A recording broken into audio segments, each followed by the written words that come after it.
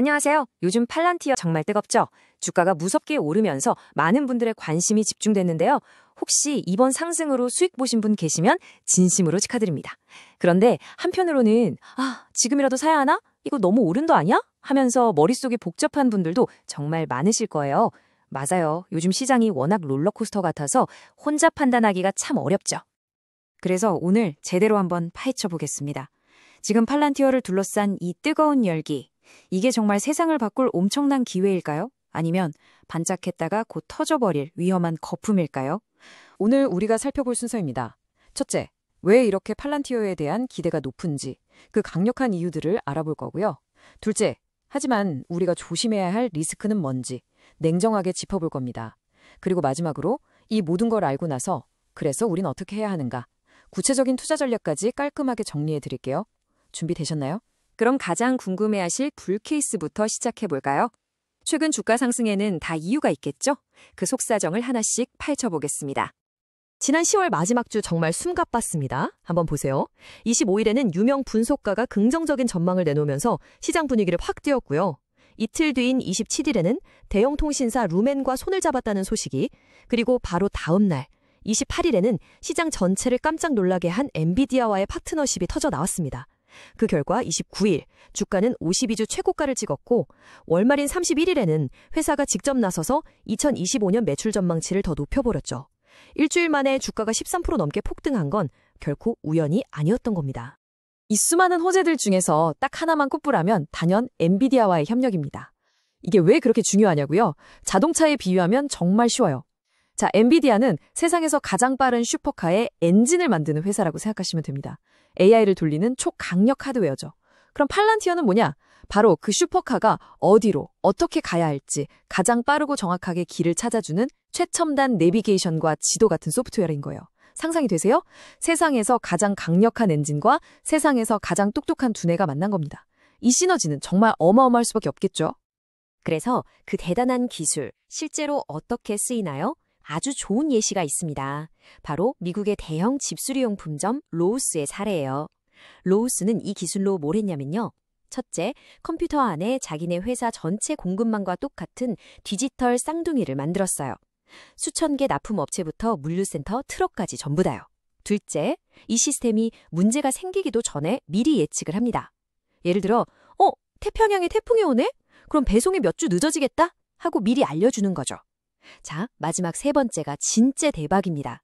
시스템이 알아서 즉시 해결책을 찾아내요.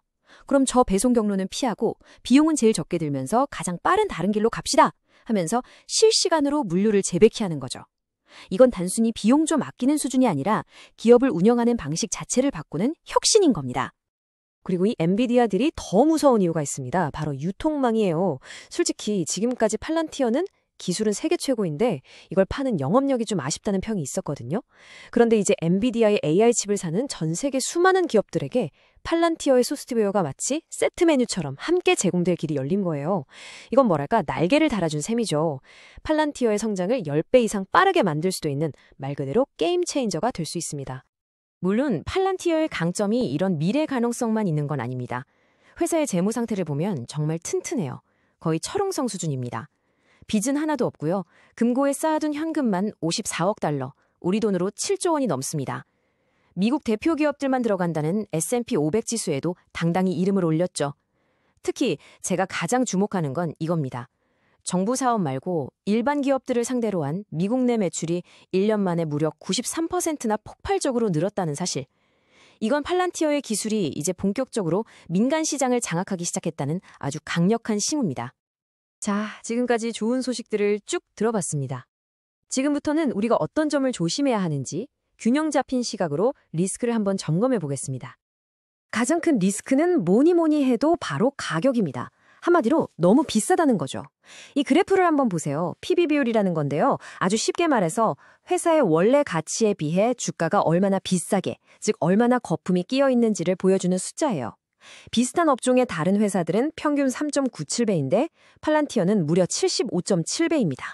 바른 방식으로도 한번 볼까요?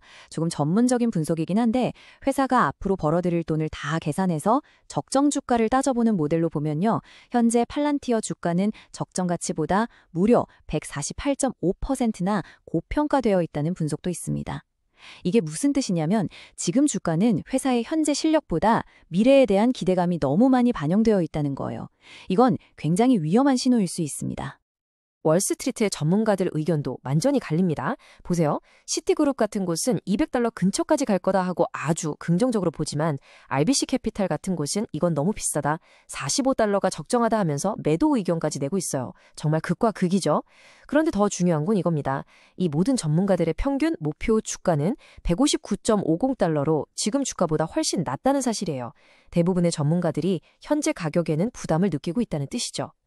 자, 그럼 우리가 뭐를 조심해야 하는지 딱 4가지로 정리해 드릴게요.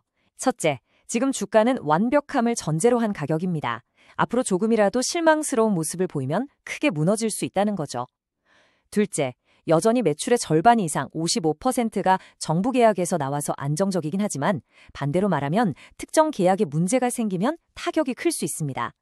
셋째, AI 시장은 마이크로소프트, 구글 같은 공룡들이 싸우는 가장 치열한 전쟁터예요.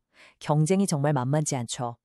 마지막으로 만약 지금의 폭발적인 성장세가 조금이라도 꺾이는 모습을 보이면 높은 기대감으로 쌓아 올린 주가는 순식간에 와르르 무너질 수 있습니다. 이런 점들은 반드시 알고 대비해야 합니다. 좋은 점도 알았고 무서운 점도 알았으니 이제 가장 중요한 그래서 어쩌라고에 대한 답, 바로 투자 전략에 대해 이야기해 보겠습니다. 투자의 대가들이 항상 하는 말이 있습니다. 모두가 축제 분위기에 취해 있을 때 바로 그때가 가장 조심해야 할 때다.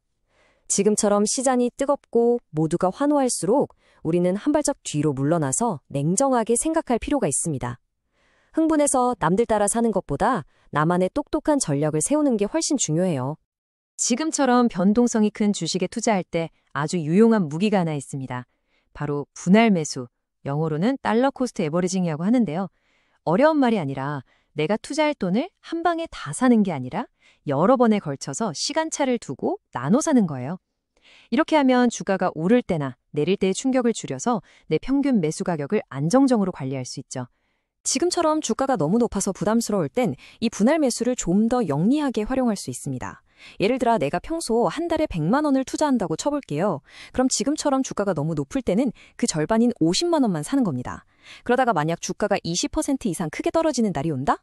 그럼 그때는 와, 기회다! 하고 평소의 2배인 200만 원을 투자해서 평균 단가를 확 낮춰버리는 거죠. 이게 바로 현명한 리스크 관리입니다. 자, 오늘 내용을 바탕으로 여러분의 투자 스타일에 맞춰 딱 정리해드릴게요. 만약 여러분이 신중한 투자자라면 곧 있을 실적 발표를 보고 주가가 좀 조정을 받을 때까지 기다리거나 제가 말씀드린 분할 매수 전략을 꼭 활용해보세요. 반대로 공격적인 성향의 투자자라면 이건 현재 가치가 아니라 미래의 1등 기업이 될 거라는 데 거는 베팅이다 라는 점을 명확히 이해하고 감당할 수 있는 만큼만 투자해야 합니다. 그리고 이미 팔란티어 주식을 가지고 계신 분들이라면 이번 기회에 내 포트폴리오에 이 주식 비중이 너무 크진 않은지 꼭 점검해 보시고 필요하다면 일부 수익을 실현해서 리스크를 관리하는 것도 좋은 방법입니다. 오늘 내용이 여러분의 현명한 판단에 조금이나마 도움이 되었기를 바랍니다. 오늘 내용이 유익하셨다면 구독과 좋아요 꼭 부탁드리고요. 감사합니다.